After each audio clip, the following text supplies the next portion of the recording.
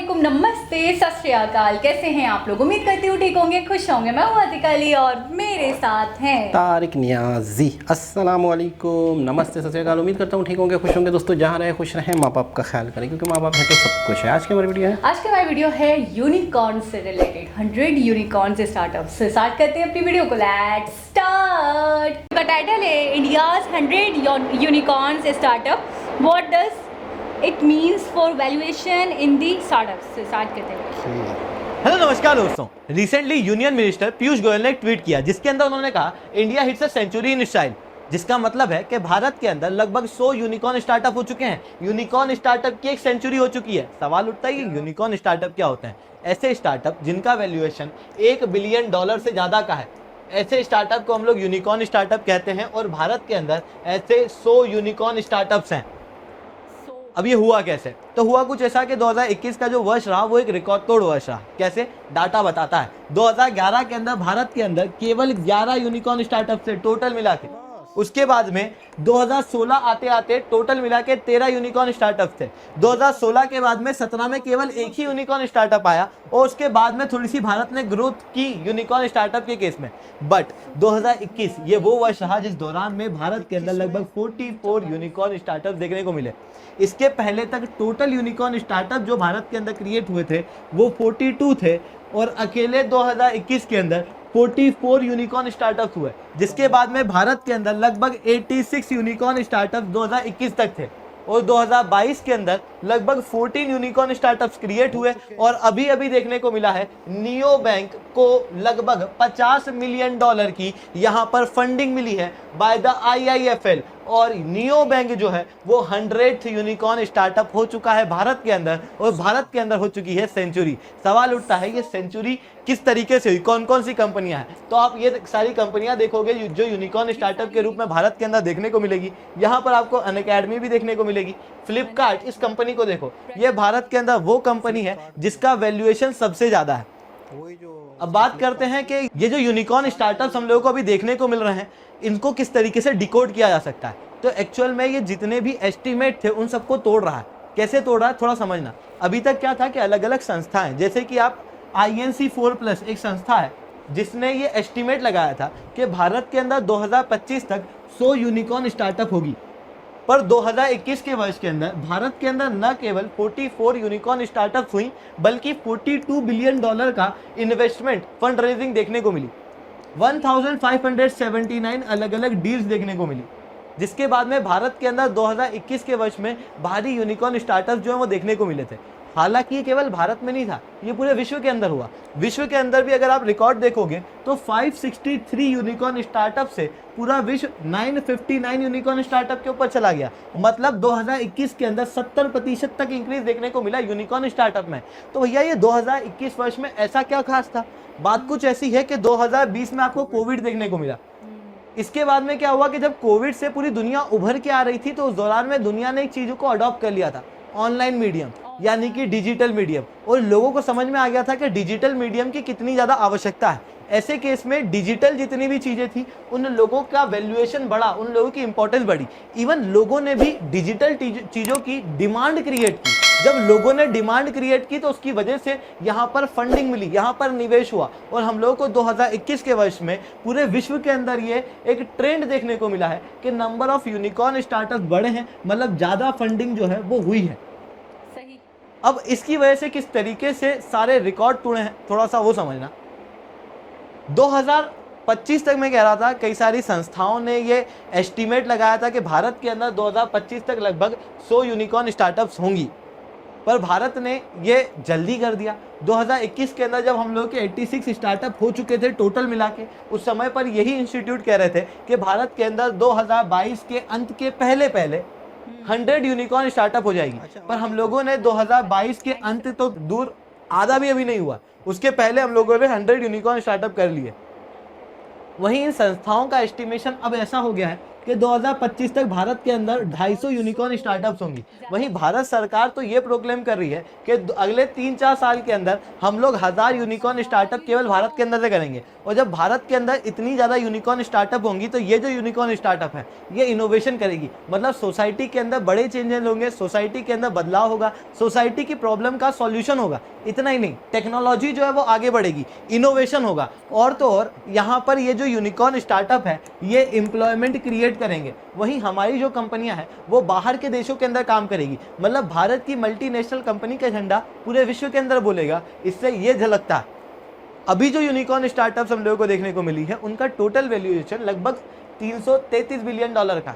जो 100 unicorn startup है उनका वैल्यूएशन 333 बिलियन डॉलर का, जिसके अंदर से फ्लिपकार्ट अकेली सबसे ज्यादा वैल्यूएशन वाली कंपनी है, 37.6 बिलियन डॉलर। वहीं अगर हम लोग बात करें तो ऐसा नहीं है कि ये हर एक सेक्टर के अंदर बराबर यूनिकॉर्न स्टार्टअप देखने को मिले हैं।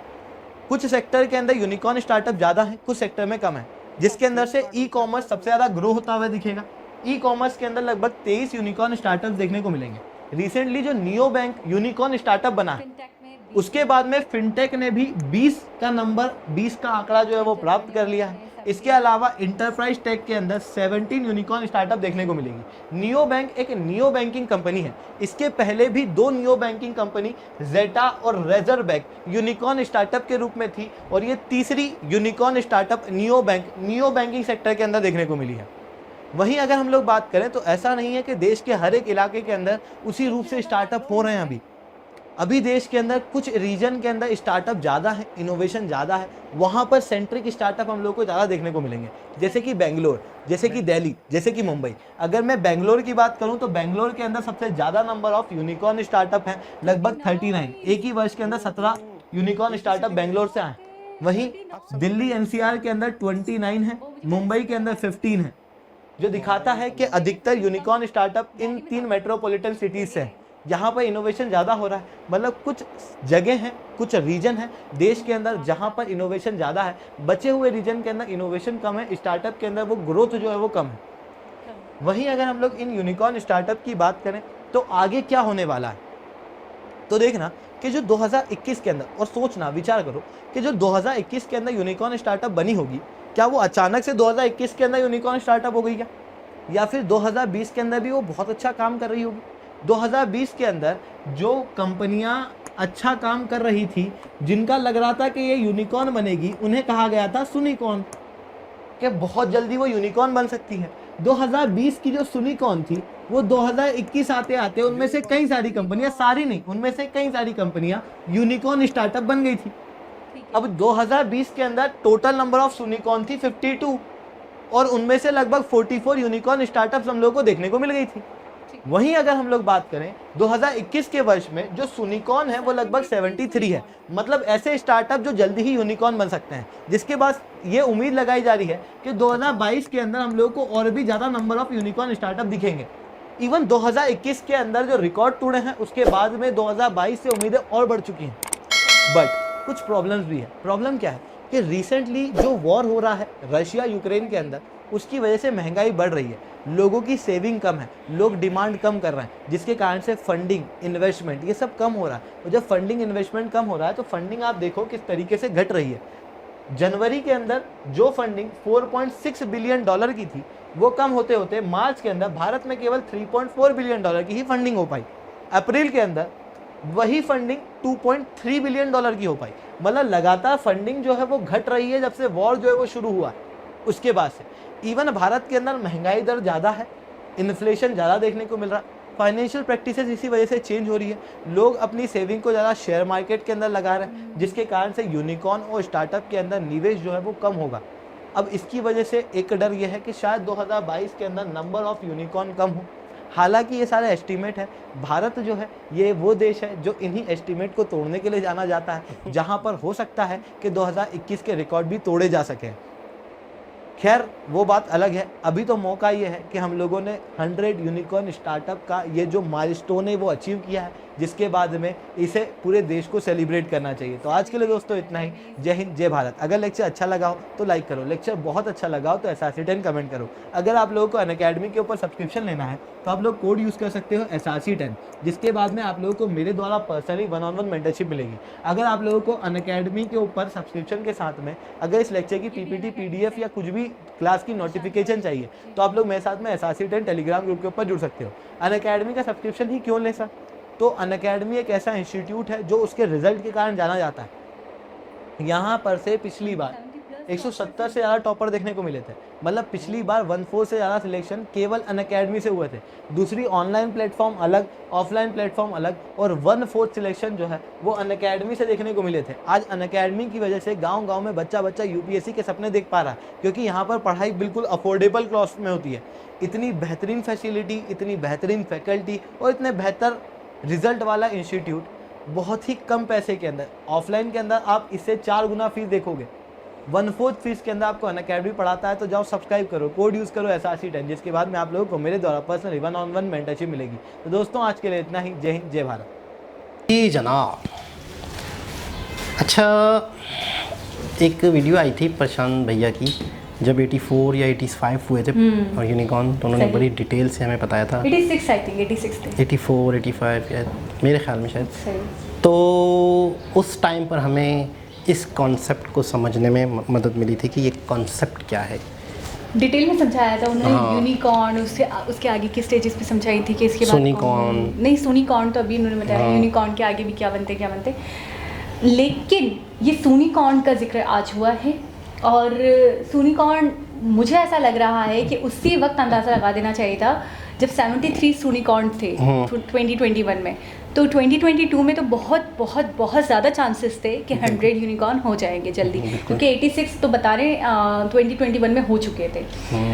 दूसरी बात ये कि जैसे कि उन्होंने कहा कि जितना भी अंदाज़ा लगा लिया जाए, जितना भी पहले से बता दिया जाए, जितना भी प्रेडिक्ट कर लिया जाए, लेकिन ये देश एक ऐसा देश है, भारत एक ऐसा देश है जो हमेशा आइडिया जो होते हैं या जो अंदाजे होते हैं उसको गलत साबित कर देता है। जैसे कि 2025 का सोचा गया था कि 100 यूनिकॉर्न देखने को मिलेंगे, लेकिन उन्होंने 2022 के भी स्टार्टिंग में, अच्छा अंत से पहले तो यानी कि ये हो सकता था कि नवंबर हो गया, सितंबर हो गया, अक्टूबर हो गया, इसमें देखने को मिलता है। लेकिन मैं तो ये कहूँगी कि अभी मई चल रहा है और अभी हम ये वीडियो देख रहे हैं, यानी कि स्टार्टिंग में ही हमें देखने को मिल गया है कि 100 तो कंप्लीट हो गए।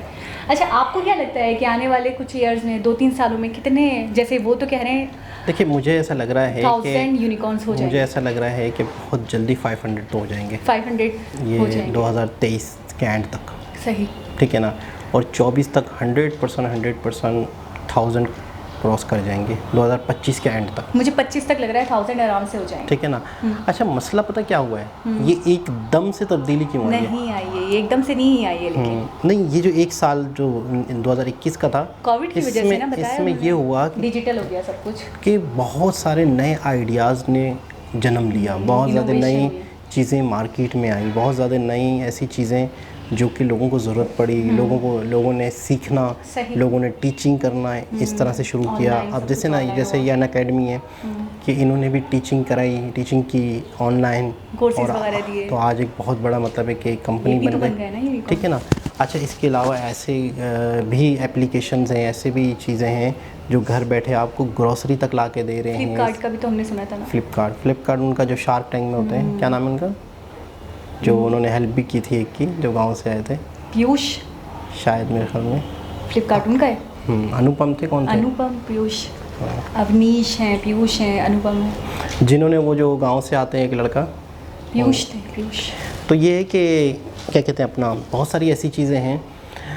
अच्छा, एक वक्त था कि आप किसी भी किस्म का बिज़नेस करते थे, आपको ठोस मटेरियल की ज़रूरत होती थी। ठोस मटेरियल मायने आपको जगह की ज़रूरत होती थी, आपको गोदाम की ज़रूरत, आपको गोदाम की ज़रूरत होती थी, आपको शॉप की ज़रूरत होती थी, आपको ऑफिस की ज़रूरत होती थी।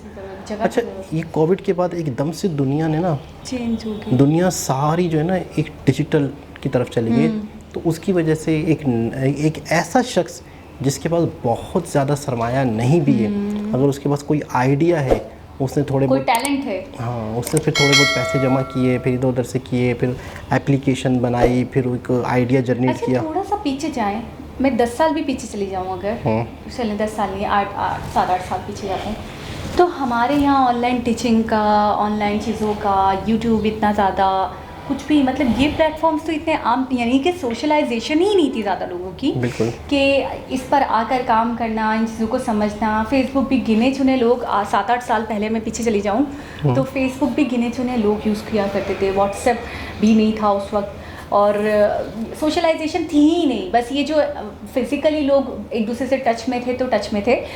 अब सोशलाइजेशन इतनी ज़्यादा हो गई है कि आप घर बैठे, जैसे आप बता रहे हैं, घर बैठे आप सब्जियां मंगवा सकते हो।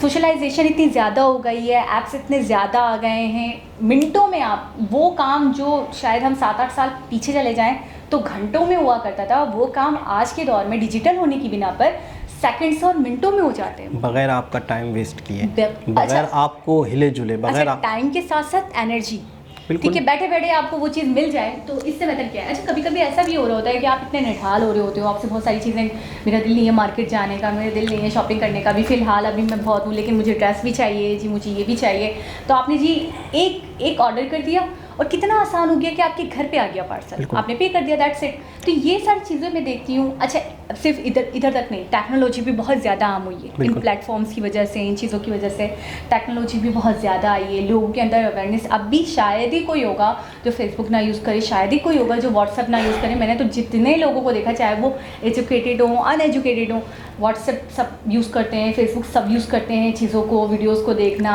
इन्फॉर्मेशन एक दूसरे के पास होती है, सब एक टॉपिक पे बात कर सकते हैं। अच्छा, मैंने देखा था कि जब 7-8 साल पहले चले जाएं, 10 साल पहले चले जाएं, तो लोगों को इतनी अवेयरनेस भी नहीं थी, चीज़ों का पता ही नहीं था। मैं ये कहूँगी ये जो प्लेटफॉर्म्स हैं, इनकी वजह से अवेयरनेस भी आई है, इनके थ्रू ही पता चल पाया है कि क्या क्या हो सकता है, टीचिंग ऑनलाइन भी हो सकती है, बच्चे घर बैठे भी पढ़ सकते हैं, ये सारी चीज़ें अवेयरनेस की वजह से, कोविड के बाद। अच्छा, एक चीज़ और है कि पूरी दुनिया वाकई ही डिजिटल हो रही है और होती जा रही है, और हर चीज़ जैसे आप बता रहे हैं, लेकिन आप मुझे एक बात का जवाब देंगी, क्या वाकई ही हम लोगों ने ऑनलाइन चीज़ों को या ऑनलाइन बिज़नेस को या ऑनलाइन चीज़ों को प्रमोट किया है, या हमने भी इसका गलत इस्तेमाल किया है? आज मैं देखता हूँ पाकिस्तान में बहुत सारे ऐसे भी लोग हैं जो ऑनलाइन चीज़ों को मंगवाते हुए डरते हैं। क्यों? क्योंकि उनके साथ चीट हुआ। मैं कहता हूँ पाकिस्तान के साथ पता नहीं क्या अलमिया था, मैं बहुत ही दुख के साथ ही बात करने लगा हूँ। पता नहीं क्या चीज़ दिन था, पाकिस्तान बना था, पता नहीं क्या था कि पाकिस्तान की नसों में, पाकिस्तान की रग रग में बेईमानी क्यों बस गई, पता नहीं चीटिंग क्यों बस गई, पता नहीं। ऑनलाइन में भी आपने देखा ना कि पूरी दुनिया आई, तो ट्रस्ट का एक माहौल होता है ना, ट्रस्ट का इशू हुआ है, मैं मानती हूँ, लेकिन 70% नहीं है, 30% है। देखिए, जैसे कि बड़े बड़े पेजेस हैं जिनको आप जानते हो, जिनसे हर कोई परचेजिंग करता है, वो ये काम नहीं करते क्योंकि वो अपनी रेपो पे बात नहीं लाते, क्योंकि उन्हें पता है कि अगर हमने ज़िंदगी भर, फेक पेजेस का होना, फेक साइट्स का होना, ये तो आम है, फेक ऐप्स का होना, तो ये हमें सिर्फ फेस नहीं करना पड़ता। अगर आप ये बात कह रहे हैं तो ये सबको, बहुत सारे लोगों के साथ स्कैम हो जाता है। अच्छा, मैंने थोड़े दिनों पहले एक वीडियो देखी जिसके अंदर हम UPI के हवाले से बात करें, तो थोड़ी देर पहले कि आप पेमेंट कर दो और आपको मिल जाएगा, तो उसमें इंडिया के से रिलेटेड शायद कोई लड़की थी, पता नहीं वो फेक था रियल था मुझे नहीं पता, लेकिन मैंने वीडियो देखी कि उसके अंदर उन्होंने पेमेंट करी, लेकिन उनको पेमेंट उस वक्त तो रिसीव हुई, लेकिन बाद में उनके अकाउंट में पैसे नहीं आए। तो बाद में जब उस लड़की को पकड़ लिया गया और उससे पूछा गया, तो उसने बोला कि ये मैंने ऐप का मिसयूज़ किया है और मैंने इस तरीके से हैक किया और ये होता है वो होता है। UPI नहीं, आई थिंक कोई और ऐप था। तो फिर उसने बाद में कबूल लिया कि हाँ, मैं तो ना हर शॉपकीपर को इसी तरीके से मतलब चूना मारती हूँ, इसी तरीके से मतलब उसके साथ स्कैम करती हूँ। उसने कबूल लिया कि आप मुझे पुलिस के हवाले ना करो। तो ये चीज़ें तो देखने को मिलती हैं कि अकाउंट्स के अंदर पैसों की हेरा फेरी हो गए, या ऐप को गलत तरीके से यूज़ किया, हैक कर लिया, कुछ रद्दोबदल उसमें कर दी। लेकिन मैं ये कहूँ कि इन चीज़ों से नुकसान, अगर डिसएडवांटेजेस देखें तो हैं, लेकिन फ़ायदे ज़्यादा हैं, एडवांटेजेस आपके ज़्यादा हैं। अच्छा, ये तो एक हो गई चीटिंग हो गई। मैं ये कह रहा हूँ कि एक बिजनेस है, बिजनेस में आपको कस्टमर का होता है ट्रस्ट जीतना, ठीक है ना। शॉपकीपर होता है, वो अपनी जगह पे लूट रहा होता है, मटेरियल बताता कुछ है, देता कुछ है। अच्छा, ऑनलाइन एक ऐसा है कि जिसमें आप मटेरियल देख नहीं पाते हो, आप सिर्फ पिक्चर देख पाते हो, तो यहाँ पे और ज़्यादा ट्रस्ट अच्छा होना चाहिए। लेकिन मैं समझता हूँ कि हमारे यहाँ पर और लोगों ने इस चीज़ का भी मिसयूज़ किया है कि ऑनलाइन चीज़ें, फेक साइट्स हैं, कुछ फेक ऐप्स हैं जिनके थ्रू बहुत स्कैम किया जाता है, बहुत लूटा जाता है लोगों को। तो क्या लगता है आपको कि पाकिस्तान इस मामले में और तेज़ी से ग्रो करता जब चीटर लोग हैं या चीटर सोच है या चीटिंग ज़्यादा हुई है तो शायद ऑनलाइन बिजनेस इतना तेज़ी से ग्रो तो किया, लेकिन शायद अगर चीटिंग वाला मामला नहीं होता यही है तो और तेज़ी से मैं आपको बताऊँ इसका थोड़ा सा डिसएडवांटेज ये हुआ कि अगर कोई न्यू बंदा आता है मार्केट में और वो अपने ऐप के थ्रू चाहता है कमाना या कुछ भी XYZ प्रोडक्ट्स लेकर आता है तो लोग उस पर ट्रस्ट नहीं करते, ये सोच के कि कहीं हमारे साथ स्कैम ना हो गया। जिनको पहले से जो डसे हुए, तो वो जो गिने चुने कुछ पेजेस हैं, गिने चुने कुछ लोग हैं, गिने चुने जो उनके प्रोडक्ट्स हैं जिनका ट्रस्ट बिल्ड हो चुका है, तो चाहे वो महंगा ही क्यों ना हो, लोग उसी को खरीदने की प्रायोरिटी देते हैं। एक दूसरे को भी सिलेक्टेड चीज़ें बोलते हैं, यार ये ले लो, ये ले लो, ये लो, यहाँ से लो, यहाँ से लो, यहाँ से लो, ये वेब सही है, और ये जो दूसरा है ये स्कैम होगा, यहाँ से ना। चाहे वो जेन्युइन बंदा हो, चाहे वो अच्छा बंदा हो, चाहे वो वाकई कमाने की नियत से आया हो, चाहे वो वाकई उसके दिल में ये हो कि मैं अच्छे से अच्छा प्रोडक्ट दूं, लेकिन लोग उस पर भरोसा नहीं करते। आप सही कह रहे हैं, इस मामले में थोड़ा सा हम पीछे रह गए क्योंकि अब कोई नया बंदा पीछे मतलब हमारी स्पीड स्लो रहे। हाँ वही ना, तो अब आप कोई प्रोडक्ट लाएं और मैं आप पे बिलीव ही ना करूं, लोग आप पे बिलीव ना करें, आपसे परचेसिंग ही ना करें, तो आपके प्रोडक्ट लाने का फ़ायदा क्या होगा? फिर आप तंगा हार के पीछे हो जाएंगे। ये चीज़ हुई है। अच्छा, एक चीज़ और है कि मेरे ख्याल में काफ़ी महीने पहले प्रशांत भैया की जब हमने वीडियो देखी तो 3 से 4 यूनिकॉर्न बताए गए थे हमें, शायद पाकिस्तान में 3 या 4 या 1 या 2 नहीं कुछ ऐसे थे। करीम थी जो तो वो तो ओवरसीज है ना, उन्होंने बोला पाकिस्तानी जेन्युइन पाकिस्तानी एक भी नहीं है। नहीं मतलब जो भी है, लेकिन कंपनी पाकिस्तान में चल रही है ना। करीम बाहर से आए वाले बंदे का आइडिया था, जो पाकिस्तानी बंदा था नहीं, जिसने उन्होंने अपनी वीडियो में ये कहा था कि ओवरसीज, मतलब वैसे तो 3-4 हैं, लेकिन वो भी overseas Pakistani, pure Pakistani unicorn कोई नहीं है। लेकिन वो वाले भी सही। अच्छा, तो आप नाम करना चाह रहे हैं? चलो वो भी काना राजा पाकिस्तान, ये गलत मिसाल हो गई। मैं ये कह रहा हूँ कि ओवरसीज़ हों या इन सीज़ हों या ऊपर सीज़ हों या नीचे सीज़ हो, जो भी हों, पाकिस्तान देखिए प्योर पाकिस्तानी हैं तो बात समझ में आती है कि यहीं रहते हैं, यहीं पे बिल्ड करा, यहीं पे वो करा। वो ये कहना चाह रहे थे, उनके भी कहने का मकसद ये था, ये बात इसलिए मैं ज़्यादा वो कर रही हूँ कि उन्होंने यही कहा था, हाँ यही कहा था कि हम पाकिस्तान को काउंट नहीं कर सकते, क्योंकि जो पाकिस्तान में है वो लोग बाहर बैठे हुए, वो वहाँ से ऑपरेट कर रहे हैं, वही उनकी जो है एक उन्हीं टेक्नोलॉजी को लेकर, वही चीज़ों को लेकर कर रहे हैं, तो वो पाकिस्तानी नहीं हुए। वही वाले यूनिकॉर्न जो ओवरसीज़ पाकिस्तानियों के हैं अब कितने हैं? 3-4 थे। 3-4 हैं, 10 हो गए होंगे उस टाइम तक तो 3-4 थे। आपको 10 लग रहे हैं? हो गए होंगे, पता नहीं। एयरलिफ्ट के बारे में सुना है, वो यूनिकॉर्न हो गया है। जैसे उबर है, बाइकिया का मुझे नहीं पता, करीम का सुना था मैंने, बाइकिया का भी बहुत ज़्यादा ग्रो कर रहा है। देखते हैं, लेकिन बाइकिया मुझे लग नहीं रहा कि वो होगा अभी तक। बाइक असल में सिर्फ बाइक और ऑटो के हवाले से तो शायद ना हुआ हो, लेकिन बहुत सारी ऐसी चीज़ें। अच्छा 1 बिलियन भी, ये नहीं कि आपके मुल्क का 1 बिलियन, 1 बिलियन डॉलर, तो फिर इस पे भी तो हम फंस जाएंगे ना। 1 बिलियन अपने मुल्क का तो चले फिर हो जाए, वो तो काफ़ी होंगे फिर। खैर दोस्तों, एक बहुत ही ज़बरदस्त इन्फॉर्मेटिव वीडियो थी और हम उम्मीद रखते हैं कि 2025 तक 1K यूनिकॉर्न। मैं समझी कह रहे हैं 2025 तक पाकिस्तान में 1 यूनिकॉर्न हो जाएगा। हो जाएगा, इसकी गारंटी देती हूँ। खैर दोस्तों, दोबारा किसी और वीडियो से आपसे मुलाकात होगी, जब तक के लिए अल्लाह हाफ़िज़।